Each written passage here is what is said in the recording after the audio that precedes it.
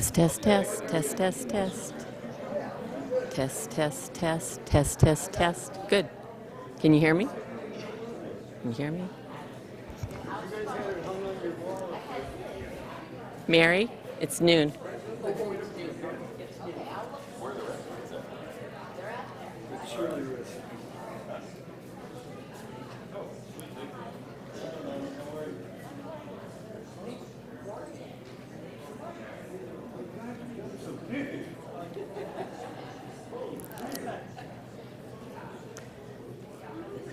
Welcome, welcome, welcome.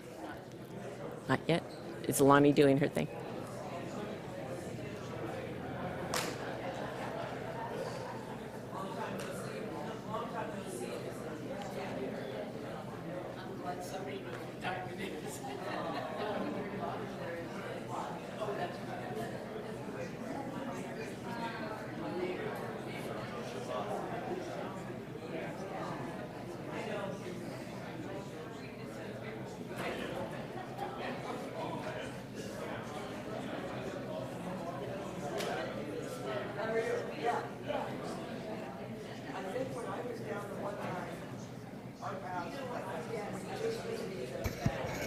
Testing.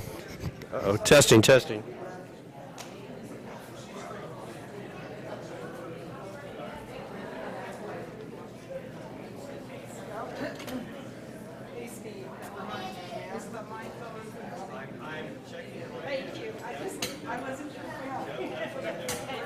It worked yesterday just fine, so now I don't know what's going on.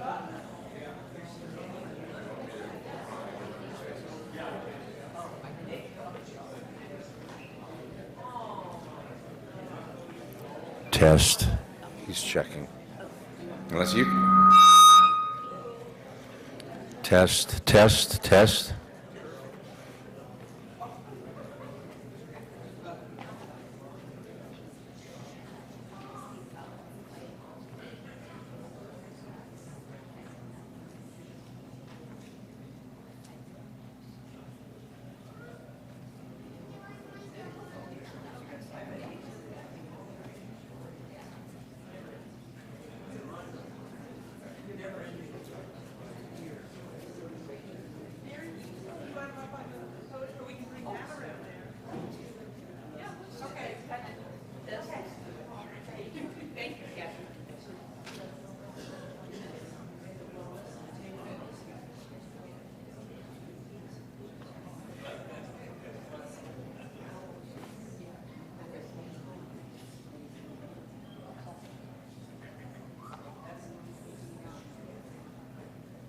Welcome. Can you hear me? Welcome. There we are. My name is Therese Ahrensvard, and I'm a member of this church, and Mary and I are in a Bible group together every day, and she's asked me to start us out right here. So we welcome the family in the celebration. We welcome our church family, her friends, and all the lives that have truly blessed their family and been a part of their family. Thank you for being here. It's on our hearts today to honor God, our Creator, to lift us in prayer. Dear Lord, it is your delight to be our great provider. May my words be pleasing to you today. We are all welcome into the house of the Lord. We invite Jesus to be among us. Wherever two or more are gathered, in your name, Jesus, you are with us. Amen. We are called in Ecclesiastes chapter 3, verses 1, 2, 4, and 7, I kind of stole, to hear the word today. To everything there is a season and a time for every purpose under the heaven, a time to be born and a time to die, a time to weep and a time to laugh, a time to mourn and a time to dance, a time to keep silence and a time to speak. Ted lived all of these well. John chapter 3, verse 21 says, But whoever practices truth and does what is right morally, ethically, spiritually, come to the light, so that his work may be plainly shown to be what they are, divinely prompted, done with God's help, in dependence on him. Believe it today, Ted listened to his shepherd, and God kept using him. We have been blessed to have Ted and Mary as a part of our church family since 1996. Ted and Mary's involvement has enriched the body of Christ in our church in many ways, both small and large. Ted served as an elder and a deacon. We know Ted loved to cook and was an excellent cook. He managed the kitchen for Camp Tehama for years. He was a large part of our church's Thanksgiving dinner ministry, hours and hours spent cooking and carving the turkeys. Our Christmas dinner as well. In quieter ways, Ted cooked chili for Judy Spencer's high school knitting class that happened right in here, mostly boys. Ted cooked for years for our Logos Youth Ministry. Ted hefted laundry for the shower ministry for years as well. I'm honored to start us off today in representing just one of the facets of Ted's life. His big hugs, kind greetings, true concerns for the whole welfare of those around him always warmed my heart. For years, I saw Ted and Mary almost every day. Mary and I walked in their neighborhood. It's been a joy seeing the great hospitality that Ted and Mary showed. They opened their homes and their hearts for many joy-filled celebrations. We are so grateful to know this very day, Ted is received home in his Savior's loving arms.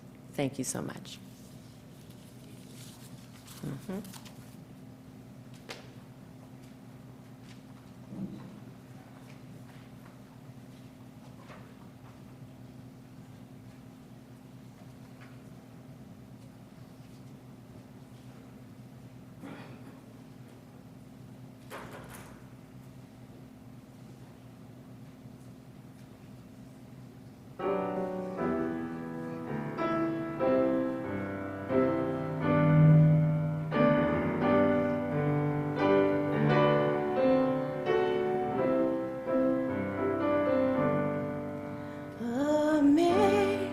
Amazing grace, how sweet the sound that saved a wretch like me. I once was lost, but now I'm found, was blind, but now I see. 'Twas grace that taught my heart to fear, and grace my fears relieved.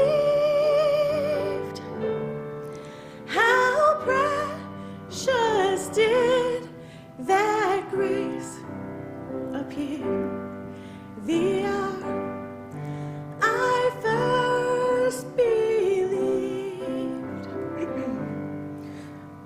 When we've been there 10,000 years, bright shining as the sun,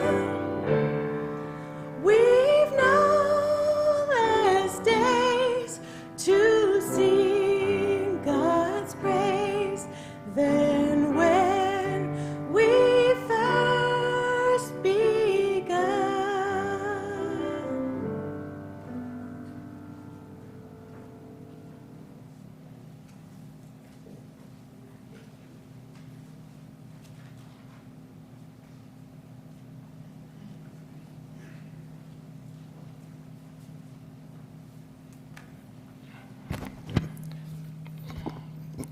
Good afternoon.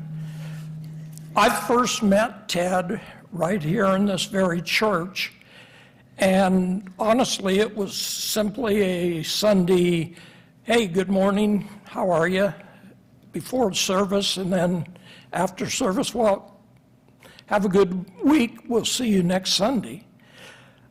I got to know him a little better when we both volunteered for our church youth summer camp up at Camp Tehama.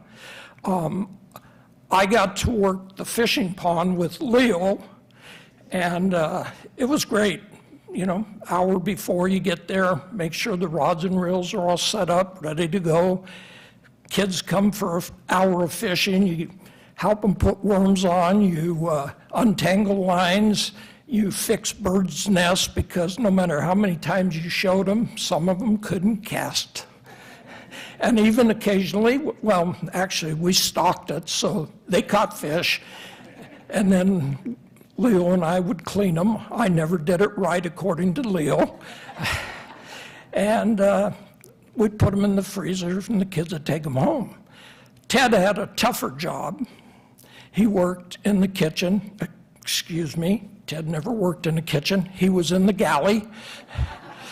And there was pressure in that job because you had to be on time with the meals. Camp was very strictly scheduled, and a late lunch, cut into the kids' time at Manzanita Lake or something else. So there was a little pressure, but as support staff, like both of us were and a number of others, you did have a lot of downtime. And if you didn't sneak off and take a nap, we would gather in the dining room, excuse me, the mess hall, sorry, big guy. I know he's watching.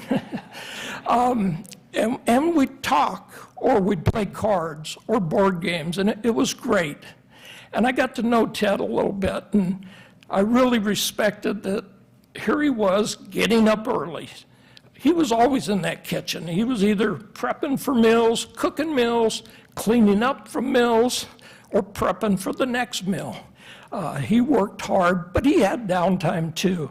And I really respected that. That's, after all, he was volunteering with no skin in the water. None of his kids were at that camp, not even his grandkids. So he was doing the right thing for the right reason. He was helping the kids. He was serving his church, which in turn served God. And that's what we're called to do. So I respected that. But I was on the fence with Ted because of what I called the mumble grumbles. Yeah, see, you know Ted. He was always mumbling and grumbling and something under his tongue. A lot of times it was right out loud. Most of the time it was right out loud, to be honest. And it was funny. I love sarcasm, and he was great. So those were all the pluses. But I wasn't sure if maybe he wasn't too negative. I really wasn't sure. I liked him. I respected him. I was on the fence. And then about 10 years ago, I got to really know Ted. I solved for myself one of the great unkept secrets of life, and that is that big, rough, grumbly Ted Stevens was a teddy bear. And once I unlocked that mystery, my whole attitude for him changed, and he became one of my best friends, someone I knew I could always count on. If I had a need, all I had to do was ask. And what happened 10 years ago is that, well, even back before then, in 2007, I retired from the city of Chico, and I was fortunate to be invited by 3 friends from this church to join them for breakfast every week. And I've been attending that breakfast for 16 years now. Anytime I was in town, which is most of the time, I was there. And 10 years ago, the whole makeup of our group naturally has changed over those 16 years. People have passed away, people have moved away. And I went from being the youngest and newest member to now I'm not the oldest, but still the longest tenured person in that group. And 10 years ago, Ted was invited to join us. And that first Thursday, we kind of turned it over to Ted. Tell us about yourself, I didn't know him. And I found out, I knew he cooked for the church, but I found out he laundered all the bedding for the homeless who used different churches as a shelter then. Thank goodness we're getting a homeless shelter built as I speak. But he did that. He cooked for this church and any other event that needed cook. He volunteered.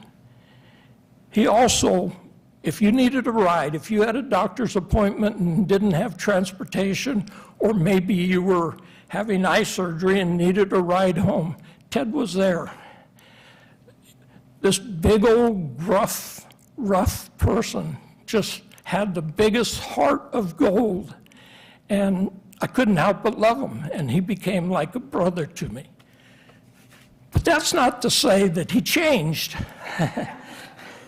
And I want to share some of the things that I've learned over 10 years of more than 400 breakfasts with Ted. Now, you're here, so you all know he loved his time in the military. He was very proud of his service. He was a Navy man. He served on an aircraft carrier. He served on submarines. He was a man of the sea. You couldn't get Ted Stevens to dip his toe in an ocean, let alone swim. No part of it. And like I said, he served submarines. This guy would get in a tin can and go 200-300 feet under the ocean. He hated flying. He called them flying death traps. And if there was a bridge from Red Bluff to Hawaii and a bullet train from Red Bluff to Michigan that would get him there as fast as a jet, he would have never flown after his last military have-to flight. Voluntarily, he did not like flying. As I said, he was very, very proud of his military service, and whenever there was highway patrolmen in the restaurant, deputy sheriffs, or veterans, Ted would make it a point to stop at their table on the way out of the restaurant and thank them for their service. And he wasn't just being politically correct. In fact, I think that that's the first time that Ted Stevens' name has ever been put in the same sentence with politically correct. See, he really did value their service, and he really did not like politicians and government. In fact, his words were, they cheat the system every time they steal fresh air when they open their mouths to tell us another lie. And the interesting thing was, this was not a red thing and a blue thing. It wasn't conservative or liberal. It wasn't Democratic or Republican. He disliked them all. And you're probably wondering, if the highway patrolmen, they were in their uniforms. The deputy sheriffs were in their uniforms. How did Ted know someone was a veteran to stop at their table and thank them? Well, like Ted, they always had the cap that signified that they had military service, Vietnam vet or Navy vet or Air Force vet, whatever it was, and he'd stop. Ted took wearing the uniform. He had his uniform. Consisted of his cap, Told you he was a Navy man. He had great T-shirts. My favorite, and I can't remember, I wish I could remember all the wordings, but it's the one about submarines. You know, if you chase us, you're good. If you catch us, you're dreaming or something. You know, that way, I love it. But anyway, Ted had his military T-shirt, his shorts, and his sandals. And that was his uniform. That wasn't his summer uniform. Well, I got to go to his dress uniform first. I think Mary was able to get him in polo shirts for church and other dress-up occasions. But did the man even own long pants? No, he never wore them. He just had them. I remember, and correct me if I'm wrong, but within the last couple of years, didn't you take a trip to Michigan for his nephew's wedding? In November. So the week that Ted was gone, we were at the table, and I tried to get Larry Karp and Dan King to bet. I said, I'll bet you $5 Ted wears shorts and sandals in Michigan in November. They wouldn't bet me. They said, no, that's a sucker bet. You know he's going to. Sure enough, first picture Mary posted was Ted in the airport, and shorts, sandals. That was Ted. That was our Ted. The thing, you know, I lost my train of thought, so I'm stalling here, trying to come back. Oh, I know. Yeah. I asked you to correct me if I was wrong, and I was right. And that's because I'm on a retired calendar. And what a retired calendar is, I say, I went to church yesterday, today's Monday. And that works, you know, and say, okay, in 2 days I have a meeting, and in 3 days I have this. But if you don't have anything else and you're retired, sometimes after Monday, you knew you went to church, but 2 or 3 days down the way, you don't know what day it is. And Ted was on the same calendar. Now, we were always pretty good about telling each other when we weren't going to be there. Hey, I'm going down to San Jose to see my brother and my daughter and her family, or with Ted. Well, we're leaving right after church to go to Oregon, so I won't be at breakfast. So we're pretty good about it. The first time he was AWOL, we waited about 5 minutes, and then we decided he wasn't coming. And we started quizzing each other. Did Ted mention he wasn't going to be here? No, I didn't hear him. Did you hear him? No. And we're a little concerned. You know, his health the last few years, he was getting older like all of us. So right after breakfast, as I climbed in my truck, got my phone out, and I called Ted's cell number, and it rang, and it rang, and it rang. And finally, I hung up, had an anxious few days. I'm sitting in church Sunday, and in walks Ted with Mary and Mary Lou. He gets them settled, and he comes back to where I am. He's got his little, I can't say what kind of grin, because I'm in church, but I think you know. And anyway, before I could even admonish him, he says, I had a dumb moment. He said, I brain farted, and I thought it was Wednesday when I woke up. So I tried to go a little farther. And I had to get a shot in. Well, Ted, why didn't you answer your phone? So I hate that thing. I don't know where it is. It's somewhere in the house. And to be honest, I never saw him carry his phone. He didn't like it. He'd be the only one here that didn't have to go on airplane mode if he was here right now, because he didn't carry it. But Ted was a great, great friend. I miss him quite a bit every time I have pancakes. Did you know Ted could not eat a pancake? Didn't even like to look at them?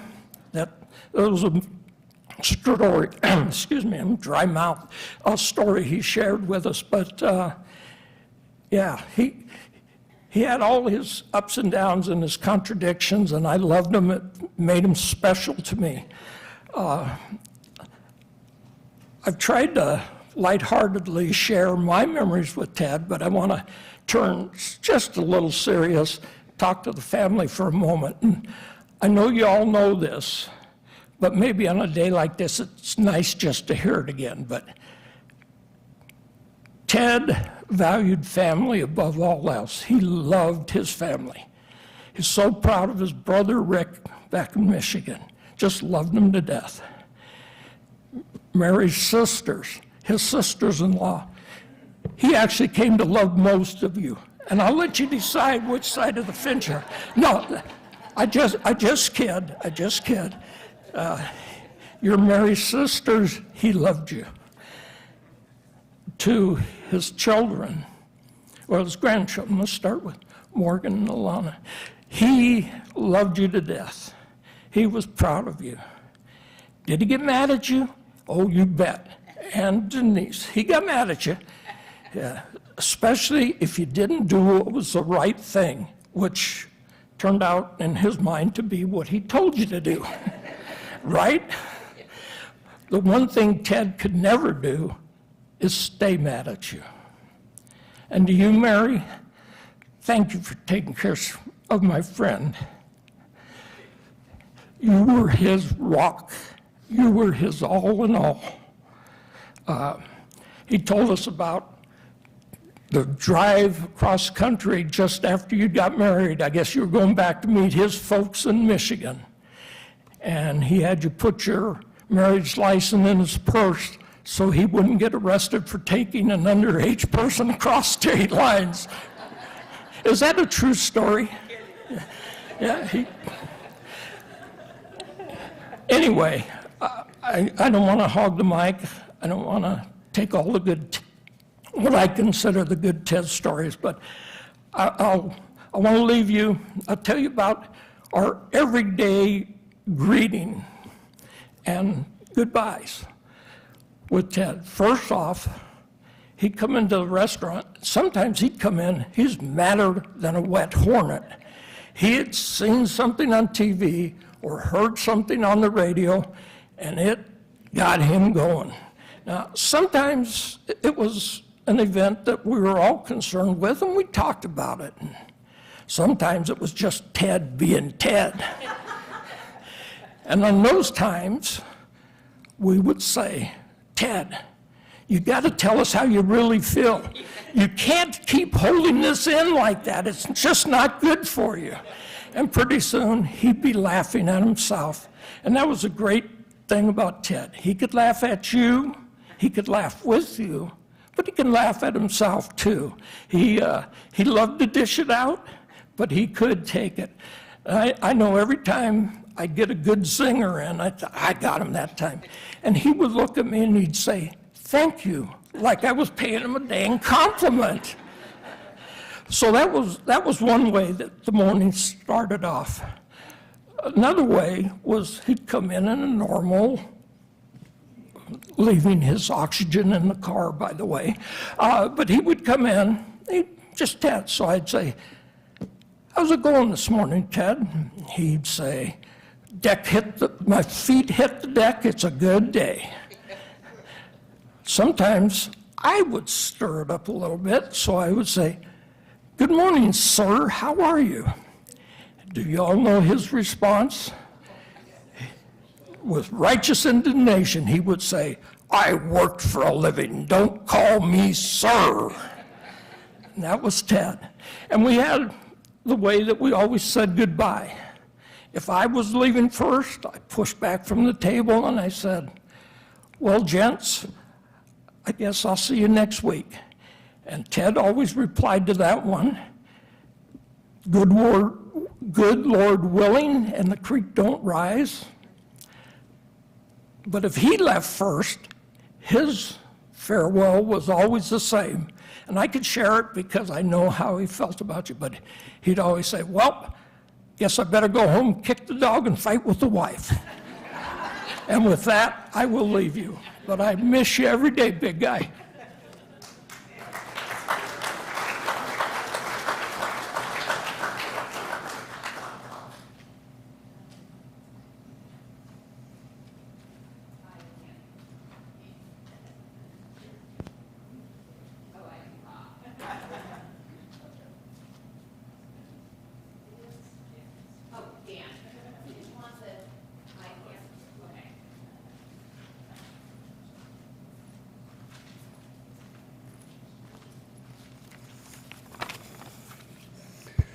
I attended the interment services this morning, and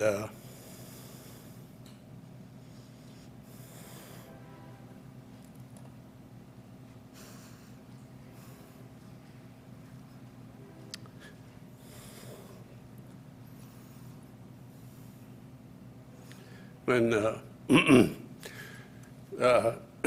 his urn was placed in the ground, he was amongst soldiers, navymen, airmen. He was amongst the men that he served with. And that really struck me, that he was with the men that he loved and worked with.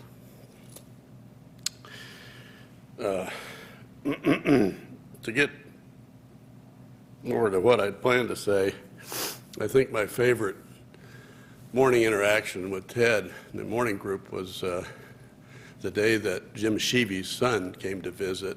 I think this man's name was Richard, I'm not sure. But he was a retired Navy officer and a destroyer man. And if you know anything about the Navy, submen and destroyer men are kind of natural-born enemies. Those two types of vessels typically spend their time hunting for one another and trying to sink one another. So I thought, boy, this is going to be interesting, because Ted was wearing his shirt that said there's two types of ships in the Navy, submarines and targets.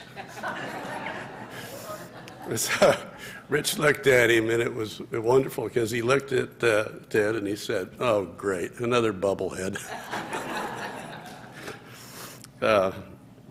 And I, like Chet, I enjoyed Ted because he had this dread of aircraft, which I think was related to some kind of traumatic experiences about landing on aircraft carriers in bad weather. But I was from a pilot's family. My father was a professional pilot, and we loved airplanes. But Ted was terrified of them, and I'd tell him, look, you're getting in a steel tube, and you're going down 1,000 feet in the ocean, and you're not worried about that. And he said, no, I feel quite good there. And I come to realize that he respected the deep, but he didn't fear it. He loved to tell a story of where they would run a string from each side of the hull, of the pressure hull of the submarine. And when they went to depth, and in the modern subs that's somewhere around 1,000 feet, that string would not be taut anymore. Even though you're in a pressure hull, that string would now be like that. It would be sagging because the entire pressure hull had been compressed by the sea. And I told him, you know, I don't think I could do that. I think I'd rather be up in the airplane. So it was just a basic difference that we always enjoyed sharing. St. Paul tells us in his letter to the Romans that true faith is not marked by works, but by believing that Christ is our Redeemer. However, I think St. Paul also says that faith without works is dead. Ted demonstrated his faith by acts of kindness. And in fact, I don't know if I've known a greater kindness or a more kind person than Ted Stevens, despite the exterior crusty appearance. If I said that he was here, he would deny it in front of everybody, but I think down deep we all know it's true. It was kind of the secret about Ted. He, and as Chet mentioned, provided transportation services for disadvantaged children for many years, so that those kids could go see their parents, go to see doctors and dentists, psychologists, sociologists, and make other trips contributing to their well-being. And Ted would very regularly make it clear to us how he felt about the majority of the parents of these children. He was not happy with their behavior. But Ted and Mary realized that life and people are not perfect, and we must do what we can day by day, act by act, to try to better the human condition, even when people who should feel responsible for their actions don't. And I won't get into the family details, but Ted obviously clearly loved his children, his family, his grandchildren. And time again, he provided for their well-being, and his generosity in this regard was remarkable. He enjoyed the company, old and young, of the old and the young, and he and Mary for years helped facilitate Mary Lou Adams' visits to our church and to doctors and elsewhere as Mary's vision and medical issues increased with time. He could always be counted on for helping with the dinners at Thanksgiving, Christmas, and Ted's dishes were always well done, nourishing, tasty, and even though there were a lot of people, there was plenty of food for everybody. And that, to me, was symbolic of Ted, which is quality and quantity, taking good care of the people that you're assigned to take care of. Do good work and do lots of it. The pancake story, which was mentioned at his eulogy this morning and again today, goes back to the fact, and I believe it was the Brisbane that he was on when they did the round the world circuit. Well, in typical Navy military fashion, somebody screwed up, and the food that they put on board the ship, they were supposed to make the whole trip without restocking. Somebody put a whole lot of pancakes on board, but they didn't put any other stuff on board for food. So there were apparently for some, I don't know exactly how long, weeks, that all Ted ate all day long was pancakes, breakfast, lunch, and dinner. And he told us repeatedly that when that ended, he couldn't look a pancake in the face again the rest of his life. On the professional side, which is what Ted and I talked about a lot because I was former military and my father, I was from a military family, he was clearly a successful sailor who rose through the enlisted ranks and became an accomplished petty officer, chief petty officer, and served many years at sea in the defense of our country. He served on the ships to make the ships ready for duty at the captain's calling on a daily basis. Ted was distinguished as a leader, and as he said many times, if you have a problem with my team, don't go picking on my team member, you come to me. And that's how he did business. In the military, junior officers sometimes will get after the enlisted men. Ted didn't like that. If you have a problem with one of my guys, you approach me and not them. By the way, we all know that chief master sergeants and chief petty officers are really the ones that run the military. The officers there are just there for show. Ted was an excellent professional at taking care of himself and his men. I think one of the most fascinating stories he told me was the fact that he was on board the Scorpion, which was the submarine that he served on. And the ship apparently went into a dive. Apparently this happens in submarines from time to time. They just start diving, and they seem to want to go down and down. And Ted knew the ship well enough to know what had happened. And he had to race the entire length of this submarine as it's plunging into the depths to get to a circuit breaker which had been gotten thrown, and he had to reset it. This controlled the diving plane, something of that type on the vessel, so they could redirect the vessel. And he did that, and the Scorpion was saved on that particular event, by his actions. And it was because he knew his job. And he knew it well. He knew exactly what to do. He said, I knew exactly where to go. I knew exactly what to do. And he did it. Unfortunately, that ship was on a subsequent mission sent back out to sea. She was in for a refit, but she didn't get to finish her refit because another vessel could not finish its mission. So the Scorpion was deployed somewhat prematurely. And Ted was not on board. He had some lung problems or something. And that vessel was lost. And all hands were lost. And I could see how Ted suffered inside at the thought of those lost souls. You could always feel that with Ted. I think Ted also distinguished himself by finding and marrying an extraordinary lady. He liked to recount how the first time he saw her, he knew instantly that that was the lady he wanted. And this lady has shared with Ted their energy, their bounty, their family, and their love. And we are all blessed by Mary's continued presence. Ted could be crusty. His crustiness was generally of a verbal nature. I think he avoided, even though he's a big man, strong man, he seemed to avoid physical confrontation. I never heard him once brag about getting in a fight. There were some times when he had to get some people's minds right, and he would intimidate them, but he didn't actually resort to physical combat that he ever told me about, which I thought was a sign of remarkable intelligence, especially amongst the enlisted men. My dad liked to tell me that when he joined the service in the late 30s, the chief sergeant was the guy who beat up everybody else in the enlisted corps. But Ted didn't work that way, I don't think. I think he was more subtle, a mark of real intelligence. He was exceptional, I think. And Chet and I loved to know kid Ted and tell him he looked like an over-toasted marshmallow. He's all crusty on the outside, but inside it's all gooey and soft and sweet.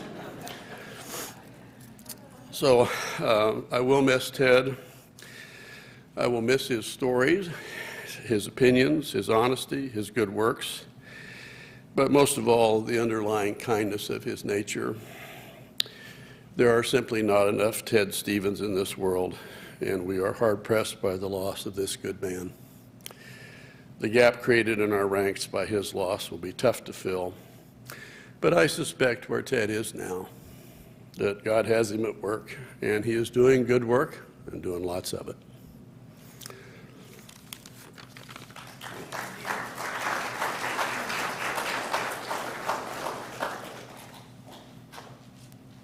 Now? Ooh. Okay. I will try to keep my voice down. I have the honor of reading what my Uncle Rick sent me, because he's actually being videotaped. So if I don't do this, I'm in trouble. And if you know my dad, he's got a brother just like him. So, for you, Uncle Rick. My husband made it nice and big for me. My brother Ted and I were the only family we had together. We are against the world. Since Ted was received, is this only page? His upgrade ahead me, I will have to share a few stories. Together, we weathered a father who joined the Navy to serve in World War II, experienced a family divorce, which caused us to be determined to save our own. In Panama, Ted learned to swim so well. High schools in Detroit were trying to recruit him for their swim lessons, which he didn't put out is because he hates snakes, and he would swim across anything to get away from a snake. Ted was always accomplished in school, reading, playing football, and he knew how to stay out of trouble. We did sneak out to our neighbors to raid their freezer. Ted always went for the ice cream. These neighbors led us to church and to our Savior. The Navy was a passage from a dysfunctional home to adulthood, where Ted served with honor and became a pathway to meet Mary, the love of his life. Ted found his own family with Mary, his children, me, Rick, son-in-law Lane, granddaughters Elani and Morgan. As I shared, we are our whole family to each other. To me, Ted was a big brother who I could come to and find a big hug, share honest bluster together, and laugh at life. I'm looking to the day when I get my upgrade and to find Ted in heaven. The following song, which I'm not going to sing, to my tribute to what Ted would want to know about our Savior, Jesus Christ, written by Don Moen. When it's all said and done, there's just one thing that matters. Did I do my best in life to live for truth? Did I live my life for you? When it was all been said and done, all my treasures will mean nothing. Only that what I've done for love's reward will stand the test of time. Lord, your mercy is so great that we look beyond our weakness and find precious gold in mere clay. Turning sinners into saints, I will always sing your praise, here on earth and ever after. For whom shown me heavens, my true home, when it's all been said and done, you are my life when life is done. Now, for mind. I knew Dad since the beginning. So, if you've ever ridden a horse with my dad, it was a day like this, and it was just him and I, and we were out riding. And he goes, Denise, got something serious. And I said, okay. He goes, you got to make me 2 promises. Well, a promise in a saddle, you better keep. So I said, go for it, Dad. And I'm thinking maybe it's something like, wash, it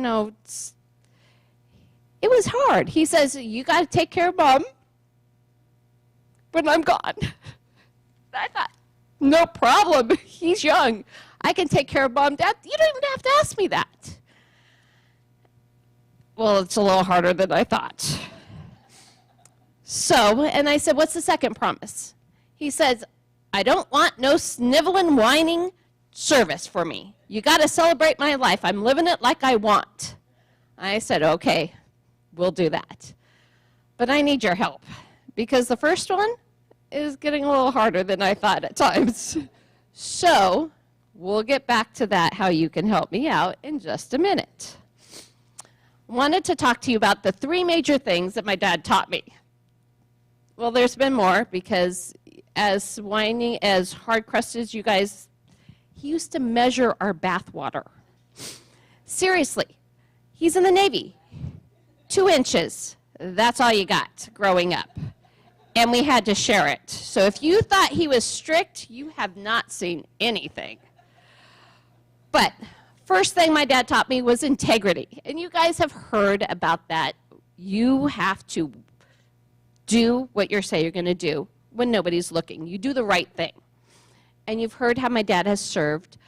But there's a story that you may not have known, because we were on the road up to the lake, and we would do that on Saturdays, go up to the houseboat, and he gets off, and he comes back around, and I'm following him. I got the 2 girls in the back seat, and they're little, in car seats. I'm like, what in the world is he doing? Maybe he forgot something.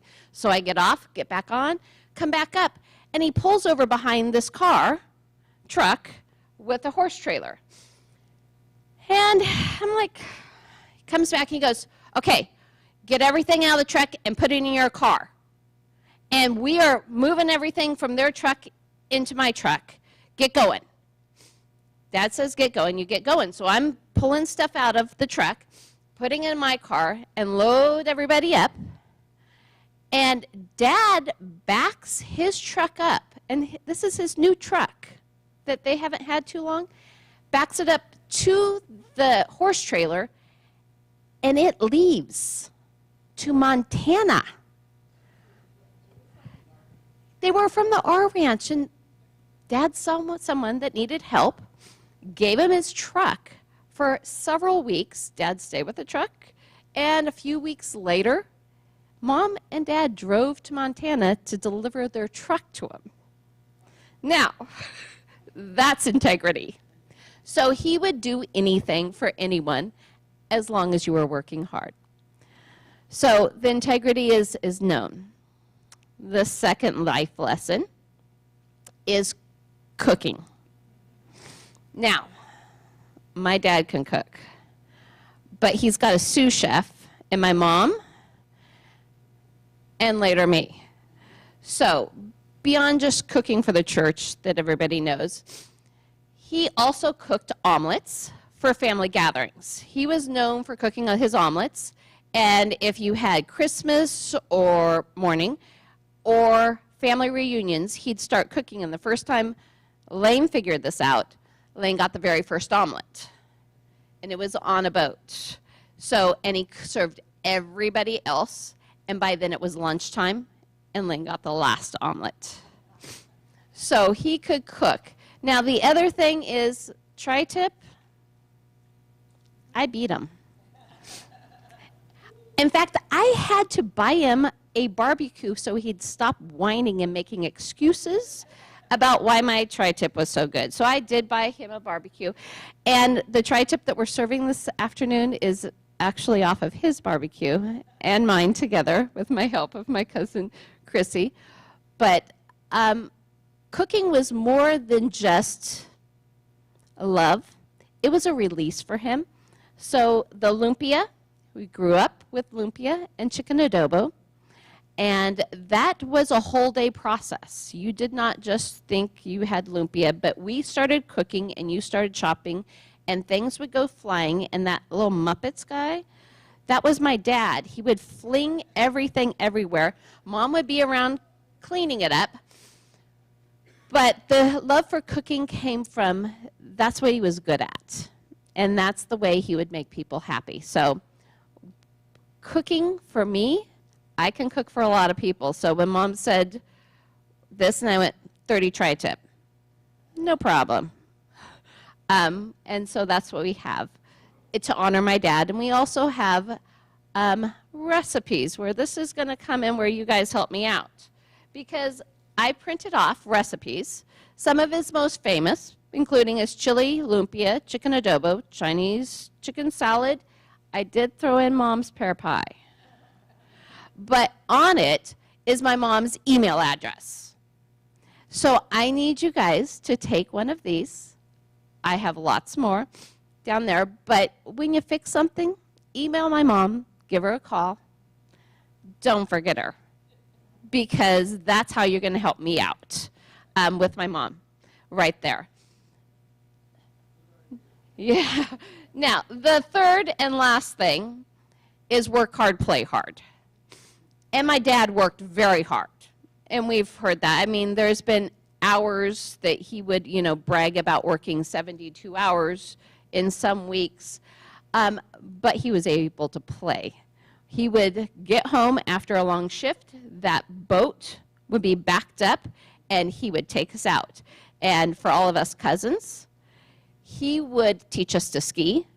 I think he gave great joy in flinging some of us off the inner tubes. Yeah, sister-in-laws too. He liked to think, he said, how many times did they bounce? Later in life, we had a houseboat. After Rick died, that's one thing that the family got, and we enjoyed many times together with family and friends out on the patio boat. But it always had to be somewhere around the water. Camping experiences were quite remarkable. One of the pictures that will show up in just a minute is my cousin Matt, and I'm going to have to apologize to you, Matt, because I didn't realize how young you were when we went camping that one time with Chrissy and my other friend Kelly. We were teenage girls. And Rick decided to learn he could spin on the cardboard, and poor Matt was dragged along everywhere we went. Also, my cousin Doug went with us on many things. So he would just gather up, and poor Jay skied in January because my dad dared her. So my dad had a way with all of us and making sure that it wasn't just one or two, but he included all of us, and that was incredibly special. So work hard, play hard was my dad's theme, and it's my theme in life. That's what I put up. And the vacations and the fun and laughter is how I'm going to remember my dad. It's not the last couple of years when he became a little bit more grumpy and crusty, and I can tell you that I took some of the ashes away, and they were salt. So it's salt. But he was always there for us, no matter what. We had rules, very strict, and we learned to honor, respect, and I still will chase down somebody with a veteran's hat. Inside of Costco, I've been known to cut people off just to be able to come up and say, thank you for your service, because if I didn't, I would hear it very quickly from my dad, so I learned how to do that when I was 12. And I teach my students, I say, you look them in the eye, you shake their hand, and you say, thank you for your service, and you go on. So there is a group of students coming up that know how to do that. So we all have learned from my dad, but he had a great life. We're not supposed to be here and be sad that he's gone. We have to enjoy that we had him for so long. He was 82. And his last words to me were, honey, I'm just so tired. I'm so damn tired. I said, Dad, go out and look at the ocean. He said, that's what I'm going to do. And that's where he is. So we have a wonderful slideshow that my daughter put together. It goes way back. So you're going to see Dad when he was little. And you're going to see him when he was a teenager and skinny. And what Mom saw in him. And as he went through. So please enjoy this afterwards. There's a few people that might want to talk, but we have an excellent food out there that includes the tri-tip, which he's very proud of, and his Chinese chicken salad. Thank you.